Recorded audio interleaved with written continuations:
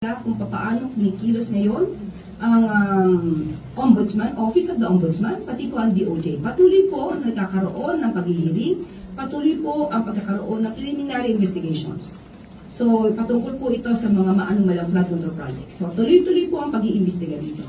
Ang patungkol po doon sa bakit tinututukan ng pamahalaan, hindi po ang palasyo, hindi po ang Pangulo ang tumututok sa impeachment proceedings laban dito kay Vice Presidente.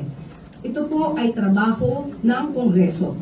At ang Kongreso po, sila po ang may authority na duminig kung meron mang issue tungkol sa mga impeachable offense na nagawa di umano ng isang impeachable officer.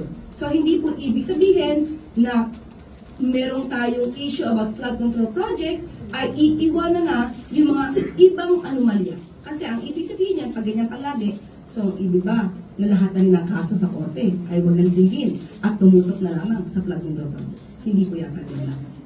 Next question mula kay